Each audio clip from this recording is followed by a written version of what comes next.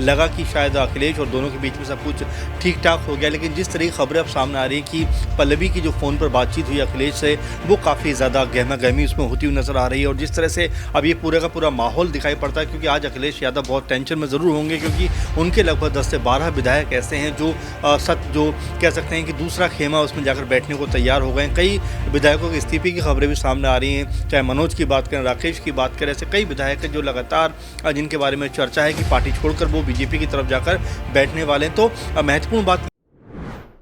नमस्कार, मैं प्रांशी राठौर और आप देख रहे हैं नेक्स्ट 9 न्यूज। इस वक्त हमारे साथ मौजूद हैं हमारे सहयोगी अमन जी, जिनसे हम जानना चाहेंगे कि उत्तर प्रदेश में जिस तरह से सियासी घमासान हमें देखने को मिल रहा है, और इस सियासी घमासान में कहीं ना कहीं मुश्किलें सिर्फ और सिर्फ सबसे ज्यादा बढ़ती हुई दिखाई दे रही हैं सपा प्रमुख अखिलेश यादव की।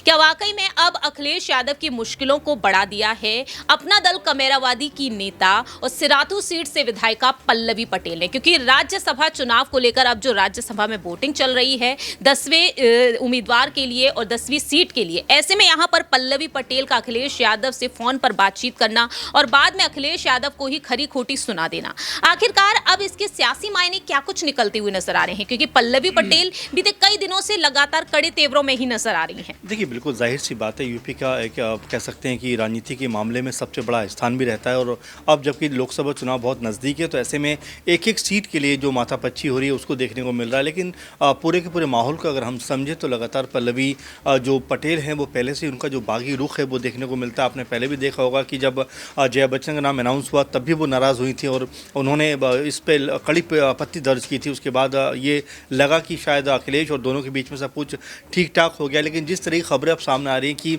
पल्लवी की जो फ़ोन पर बातचीत हुई अखिलेश से, वो काफ़ी ज़्यादा गहमा गहमी उसमें होती हुई नज़र आ रही है। और जिस तरह से अब ये पूरा का पूरा माहौल दिखाई पड़ता है, क्योंकि आज अखिलेश यादव बहुत टेंशन में ज़रूर होंगे, क्योंकि उनके लगभग 10 से 12 विधायक ऐसे हैं जो जो कह सकते हैं कि दूसरा खेमा उसमें जाकर बैठने को तैयार हो गए हैं। कई विधायकों के इस्तीफे की खबरें भी सामने आ रही हैं, चाहे मनोज की बात करें, राकेश की बात करें, ऐसे कई विधायक हैं जो लगातार जिनके बारे में चर्चा है कि पार्टी छोड़कर वो बीजेपी की तरफ जाकर बैठने वाले हैं। तो महत्वपूर्ण बात यह है कि अगर हम यूपी को समझें, यूपी को देखें, तो समाजवादी पार्टी हमेशा ये बात कहती रही है कि भाई यूपी के अंदर जो हमारी जो ताकत है वो कोई कमज़ोर नहीं कर सकता और हमारे जो विधायक हैं वो हमारे साथ बने हुए। लेकिन जैसे ही चुनाव नज़दीक आया 10 से 15 के आसपास जो विधायक है वो दूसरे खेमे में जाते हुए नज़र आते हैं। तो ऐसे में अखिलेश यादव को यहाँ पर बेहद पीड़ा होगी, क्योंकि उनको ऐसा लग रहा था कि 2-3 विधायक कम हैं और ऐसे में उनको तीसरा जो कह सकते हैं राज्यसभा उम्मीदवार को जिताना आसान होगा। लेकिन अब ऐसा लग रहा है कि उनको जो अपनी ख्वाहिश थी उसको ख्वाहिश बनाकर रखना पड़ेगा, क्योंकि उनके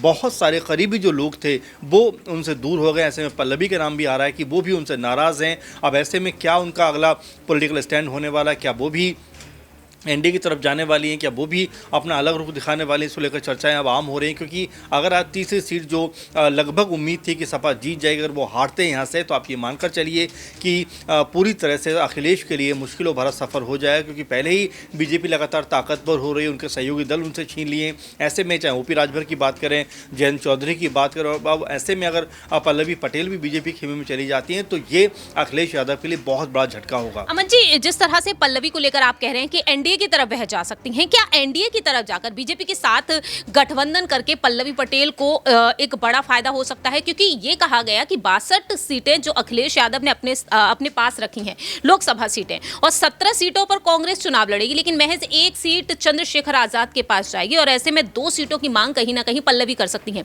आखिरकार पल्लवी पटेल की नाराजगी क्या कुछ हो सकती है अंदरूनी तौर पर देखा जाए? जिस तरीके से आलोक रंजन को वोट देने के लिए मनाते हुए नजर आए हैं अखिलेश यादव की राज्यसभा में वोट दे दिया जाए, लेकिन लास्ट में वह फोन पर यह भी कहते हैं कि हमें आपका कोई वोट नहीं चाहिए। और ऐसे में यहाँ पर एक और ये सवाल जुड़ जाता है कि अगर उन्हें वाकई में 2 लोकसभा सीटें नहीं मिल रही तो क्या बड़ी वजह ये लोकसभा सीटें ही हैं? देखिए, लोकसभा सीट है, लेकिन उससे पहले राज्यसभा के बारे में बात करनी पड़ेगी, क्योंकि उनकी जो माँ है कृष्णा, ऐसा सुनने में लगातार आया कि वो चाहती थी कि उनकी माँ को राज्यसभा का टिकट मिलना चाहिए था। तो ये भी एक बड़ी वजह हो सकती है। लोकसभा चुनाव को लेकर भी लगातार ये बात सामने आ रही है, कम से कम 2 सीट वो चाहती हैं, लेकिन अखिलेश यादव उनको 1 सीट देने को तैयार हो रहे हैं। तो अभी कई सारी कह सकते हैं ऐसी गहमा-गहमी खबरें हैं, क्योंकि आपस की जो अंडरस्टैंडिंग है वो कहीं भी बनती हुई दिखाई नहीं पड़ रही, कहीं भी वो नज़र नहीं आ रही। इसके मायने आप ये निकल कर चलिए कि आने वाले दिनों में यहाँ पर एक और टूट समाजवादी पार्टी में दिखाई पड़ सकती है, क्योंकि कई विधायकों का खुलेआम तौर पर ये कहना है कि अब जो समाजवादी पार्टी में उनका रहना बेहद बेहद कठिन है, क्योंकि जो अखिलेश यादव की विचारधारा है वो राम के खिलाफ, यानी कि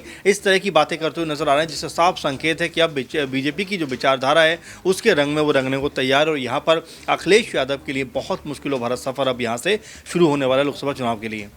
वाकई में अब यही देखना होगा 80 लोकसभा सीटें और इन 80 में से 62 सीटों पर सपा चुनाव लड़ना चाहती है, लेकिन क्या दो लोकसभा सीटें पल्लवी पटेल को मिलेंगी, जिनमें से एक मिर्जापुर भी बताई जा रही है। जब पल्लवी पटेल से एक इंटरव्यू में पूछा गया था कि क्या आप मिर्जापुर से चुनाव लड़ेंगी, तो वह कहती हैं कि मेरी पार्टी के कार्यकर्ता चाहेंगे तो हम वहां से भी चुनाव लड़ेंगे। पैदल यात्रा वह निकालती हुई नजर आई हैं। अब देखना होगा कि आने वाले समय में अपना दल कमेरावादी और अपना दल सोनेलाल यानी कि अनुप्रिया पटेल जिस दल को संभाल रही है, क्या दोनों ही दल एकजुट होते हुए नजर आएंगे? क्या अब सपा का हाथ छोड़कर बीजेपी की तरफ पल्लवी पटेल आती हुई नजर आएंगी? क्योंकि ये लोकसभा चुनाव है, अगर उन्हें चुनावी फायदा, सियासी फायदा मिलेगा तो जाहिर है वह उधर भी जा सकती हैं। फिलहाल इस खास रिपोर्ट में इतना ही। बाकी की तमाम अपडेट्स के लिए देखते रहिए नेक्स्ट 9 न्यूज।